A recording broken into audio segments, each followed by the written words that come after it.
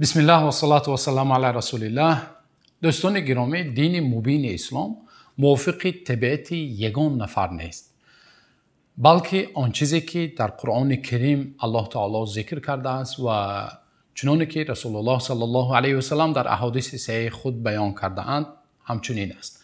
اگر دین مبین اسلام و یا شریعت اسلامی موافق طبیعت یگان نفر می بود، طبیعت انسان هر خیل می شود. بعضی نفرها رو می بینی که بسیار سختگیر طبیعتشان درشت است و برعکس بعضی نفرها رو می بینی که بسیار سهلنگاری می کنند و به یگان چیز اهمیت نمی دهند. بنابراین دین مبین اسلام چنانکه که الله سبحانه و تعالی در آیات قرآن کریم بیان کرده است و پیامبر صلی الله علیه و سلم در احادیث صحیح خود بیان کردند، دین اسلام یک دینی است که در همه امور اعتدال را رعایت میکند. و امروزه بابی که ما و شما در کتاب باغ نکوکاران انشاءالله میگذاریم، موضوع امروزه ما و شما الاقتصاد فی العبادتی، یعنی حد اعتدال را رعایت کردن در طاعت و عبادت. حتی در عبادت بنده مؤمن باید معتدل باشد.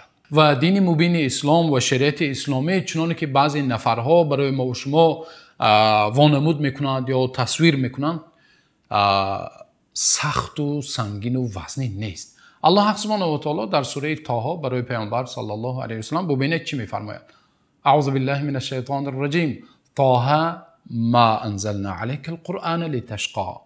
طه این یک حرف است که از حرفهای هجایی عربی است. ما انزلنا علیک القرآن لتشقى، الله میگوید ما قرآن را برای رنج و برای بدبختی و انسان تا اینکه در این دنیا مشقت را چشد، برای این ما نفرستادیم. یا رسول الله صلی الله علیه و سلم خطاب به پیامبر صلی الله علیه و سلم و برای ما و شما است. همچنین الله سبحانه و تعالی در آیت دیگر در سوره بقره میفرماید: یرید الله بكم اليسر ولا یرید بكم العسر. الله سبحانه و تعالی برای شما آسانی، سبکی میخواهد و هرگز الله سبحانه و تعالی برای شما مشقت و دشواری نمیخواهد.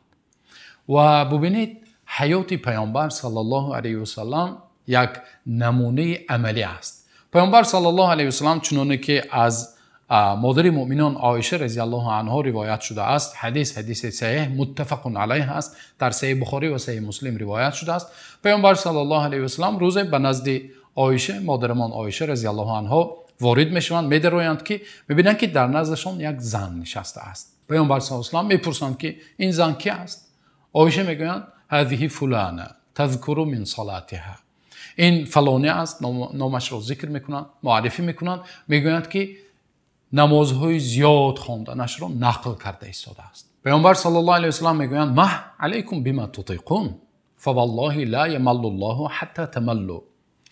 پیامبر صلی الله علیه و سلم میگویند بس کنید، شما این زیاده روی را بس کنید. علیکم بما تطیقون، شما باید آن چیزی که در حد تواناییتان هست پایبند همون باشید. و پیامبر صلی الله علیه و سلم سوگند یاد میکنند، قسم میخورند، میگویند والله قسم به نام الله که الله سبحانه و تعالی به شما وقتی ملال میبیاید هرگز ثواب نمی نویسد. آن عبادتی که آن طاعت و عبادتی که با ملال قلب اجرا می شود، الله سبحانه و تعالی شما را به مانند شخصی که ملال میبیاید همیشه معامله میکند و الله سبحانه و تعالی هرگز به چنین عبادت ثواب نمی نویسد. و در دوام حدیث پیامبر صلی الله علیه و سلم میگویند و محبوب ترین عمل به نزد الله سبحانه و تعالی آن عملی که بردوام باشد. گویا پیامبر صلی الله علیه و سلم برای ما و شما گفته ایستادند که شما به مقدار اهمیت ندهید، شما به صفت اهمیت دهید.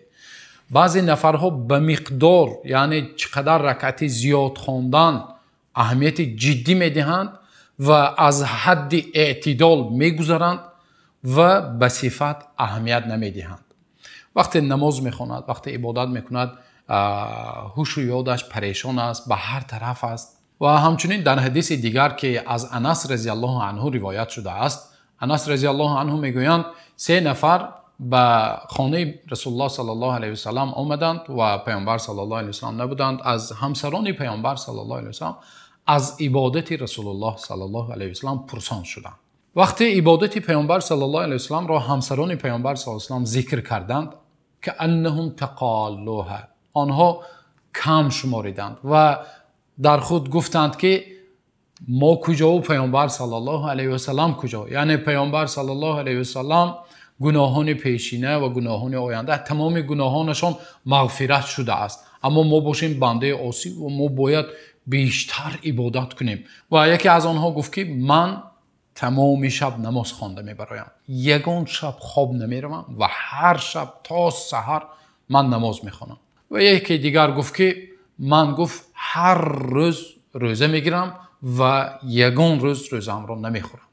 و سومی گفت که اینی لا اتزوج النساء ابدا، من هرگز ازدواج نمیکنم، من با طاعت و عبادت پروردگار مشغول میشم، گویا یک درویش، گویا یک به مانند نصرانی ها، چنانه که الله سبحانه و تعالی میگوید که آنها برای خود از پیش خود یک چیزها ایجاد کردند، به مانند آنی که بعضی از گروه های نصرانی ها ازدواج را برای خود حرام گردانیدند. وقتی پیامبر صلی الله علیه و سلم آمدند و از این چیز باخبر شدند، پیامبر صلی الله علیه و سلم گفتند اما من باشم با تقواترین و پرهیزگارترین شما هستم و من شبها نماز میخوانم و همچنین خواب میکنم و گاها روزه میگیرم و گاها روزه نمیگیرم، روزم را میخورم، بعضی روزها روزه میگیرم و بعضی روزها روزم را میخورم.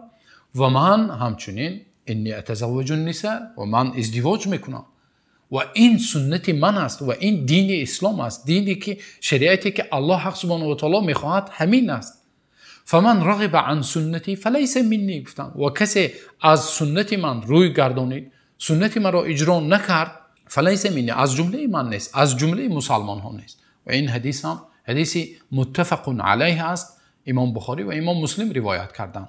برای همین هر یک نفری که سختگیری میکند یا طبیعتش درشت است و دین مبین اسلام را موافق طبیعت خود تصویر میدهد و موافق طبیعت خود میگیرند، چنین انسان ها تماما از دین مبین اسلام دور هستند و چنین انسان ها عاقبت آنها هلاک است. چنانه که در حدیث دیگری که عبدالله ابن مسعود رضی الله عنه روایت کردند از پیامبر صلی الله علیه و سلم، پیامبر صلی الله علیه و سلم میگویند هلک المتنطعون قالها ثلاثا.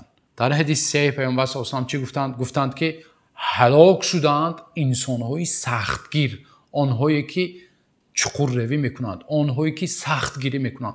3 مراتب پیامبر صلی الله علیه و سلم تکرار به تکرار گفتند که هلک المتنطعون، هلک المتنطعون، هلک المتنطعون. هلاک شدند آنهایی که سختگیری میکنند و چقور روی میکنند و سخت میگیرند. و چنین حدیث های صحیح بسیار است و امروز ها یک تهمت، یک بهتانی هست که مسلمانان را میگویند مسلمان ها چی هستند؟ تندرو هستند، مسلمان ها افراطگر هستند و همه این چنانه که از آیات های از حدیث های پیامبر صلی الله علیه و سلم معلوم گشت، یک بجز بهتانه، بجز تهمت علیه مسلمانان نیست. دین مبین اسلام یک دینی هست که بسیار دین آسان است، دینی هست که همیشه در همه جنبه های حیات اعتدال را باید مسلمان رعایت کند و حدیث ها زیاد هستند در این باب. با همین اکتفا میکنیم. الله حق سبحانه و تعالی ما و شما را به راه راست هدایت نماید.